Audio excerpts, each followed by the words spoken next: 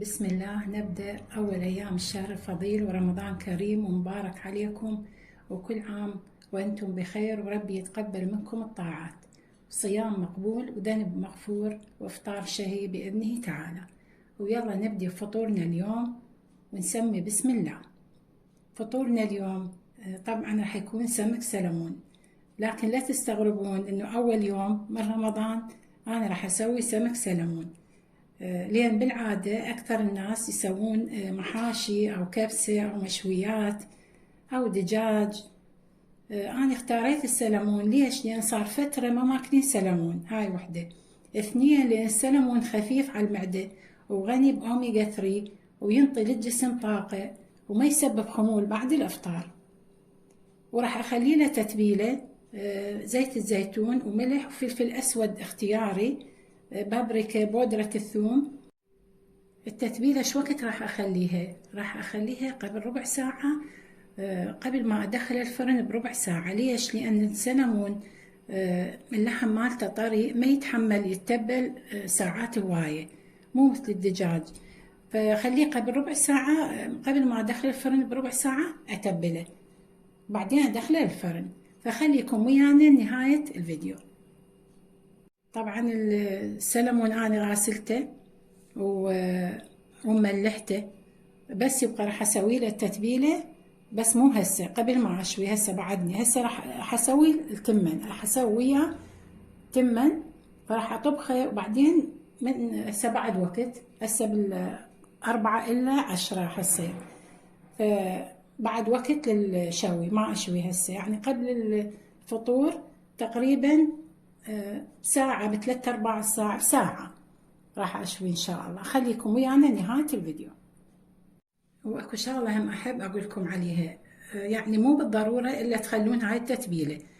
أنا كل مرة كل شي ما أخلي له، أشوي بدون كل شي يطلع كلش طيب. وخاصة هذا النوع البرتقالي طعمه رهيب وفوائده أكثر.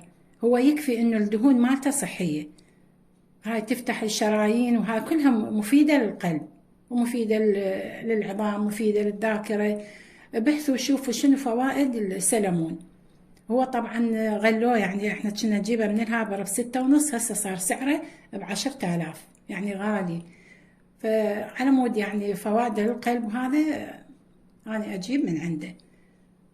فإذا المتمكن اللي يقدر اشتروا من هذا، أحسن من الكاريبي وغير الكاريبي، مفيد للقلب ومفيد لصحة الجسم. هسه طبعا هذا عندي زيت الزيتون، الكمية حسب اللي عندكم، يعني ايش قد مسوين سمك. هاي تقريبا 1.5 تقريبا من زيت الزيتون. بابريكا،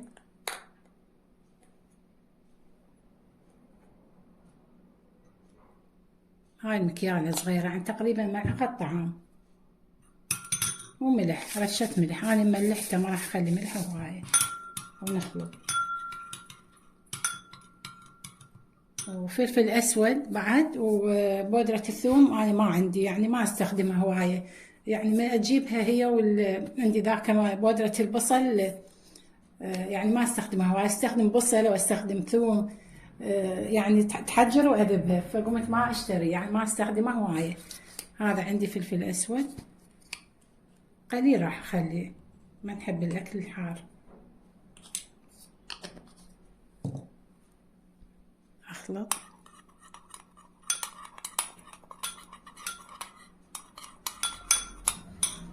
إذا احتاج بعد، لأنه أنا راح أخلي قبل وبعد، راح أخلي من هذا، احتاج بعد راح أسوي كمية بعد، لأن ما أريد يبقى عندي.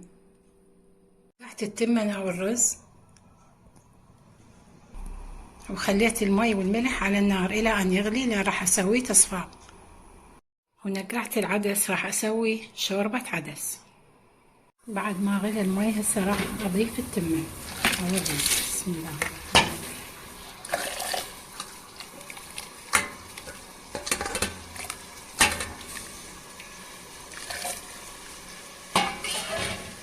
راح أحركه، بس أحرك التمن وأعوفه مكشوف، ما أغطي.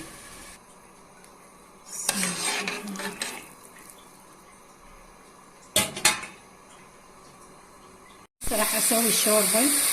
اخليها الزيت وخليها تحط يوم بصل متوسطة، راح احمسها. راح اخلي وياه ثوم. الثوم حسب الرغبة، اذا ما تحبون تخلون ثوم لا تخلون، انا احب اخلي ثوم زيادة الفائدة. وخليت ملعقة كاري، ملعقة كوب كاري. نزلت العدس، طبعا سويت كوبين، كوب القياس، راح يصير كمية هواية يعني ما راح نخلصه كله، اللي يبقى اخليه باكر ان شاء الله.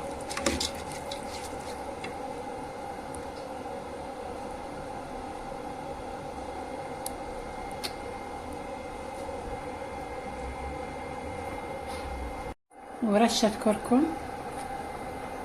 تما استوى 90% تقريبا. راح اصفيه. طفيت الطباخ طبعا، راح اصفيه واهدره واخليه له زيت. طفيت التمن وخليت يعني على التهدير، وخليت جوا زيت وفوقه زيت، وراح اغطيه واخليه يتهدر. وهاي شوربة العدس قامت تغلي فور، راح اخلي لها شعرية. هاي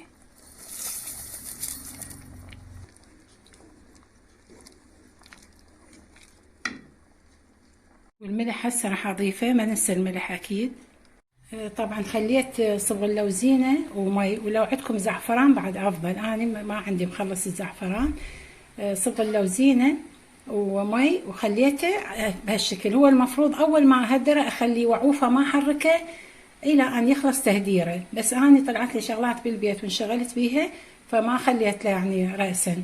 عادي مو مشكلة، راح اعوفه يتهدر، يبقى يتهدر، راح اغطيه واعوفه، ما احركه هسه لا تحركوه. وراح اطحن له هيل، وراح اخلي وياه هيل حتى يصير النكهه مالته كلش طيبه. وهاي الشوربه خليت لها بعد تقريبا كوب ونص من المي. عينكم ميزانكم، الثخن اللي تردوه تحبوه، الكثافه مالتها او القوام اللي تردوها براحتكم حسب رغبتكم. طبعا من تستوي الشوربه تخلون كمون حتى عمود النفخه والغازات، ما خليته بالحمس حتى لا تروح ريحته. من شفتها استوت خليته. وبرشة حبة جزرة صغيرة، وراح أضيف هذا المكعب عندي مع مرق العظام موجود عندي بالمجمدة حتى تكون القيمة الغذائية مالها مال الشوربة عالية. شغلت الفرن من الأعلى ومن الأسفل حتى يحمل الفرن، وخليت قطع السمك السلمون بالبايركسات، وراح أدهنها بالتتبيلة اللي سويتها، هذه اللي سويتها وياكم.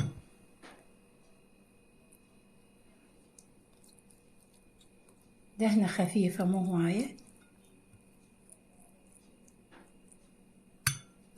بعد ما دهنتها راح اخليها بالفرن.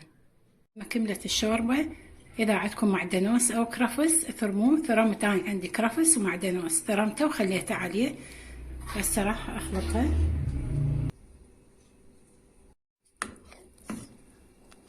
وتضبطون الملح مالها. وهاي اخر شي، اخر خطوة من الشوربة. شوف ما شاء الله الدهن ماله، انا ما مخلي ولا قطرة دهن، صلوات على محمد وعلى محمد. شوف الدهن ماله. بالدهن هذا راح اخلي هاي الخضار حتى يكون فائدة اكثر، يستوي وناكل.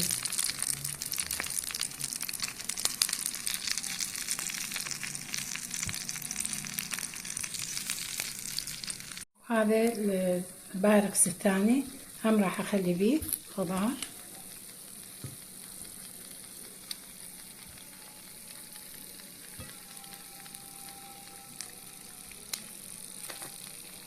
راح اصب بهاي الماعين، وهاي الكاس راح اصب بيها شوربه، هاي اللي اشتريتها من سنتر حيور. بهاي الماعين شوف ايش قد حلوه. ندشنها اول يوم رمضان بخير وسلامه ان شاء الله.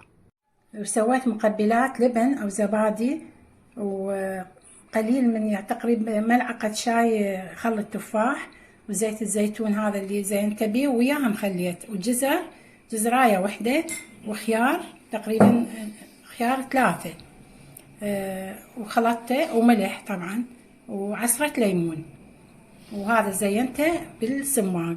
شنو رأيكم؟ وقولوا لنا شنو انتو سويتوا للفطور.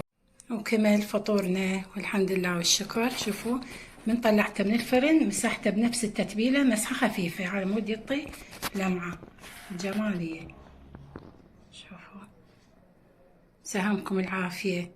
أتمنى لكم صيام مقبول وذنب مغفور وأجر عظيم بإذنه تعالى. أريد تقولوا لي هذا شنو؟ هذا شنو؟ هذا كتبوا لي بالتعليقات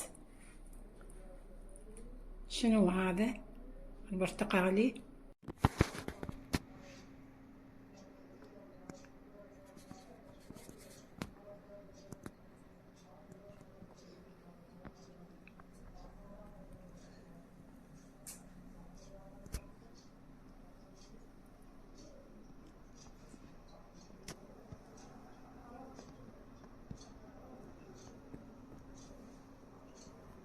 أريد تكتبوا لي بالتعليقات شنو سويتوا فطور، وبألف عافية عليكم الفطور.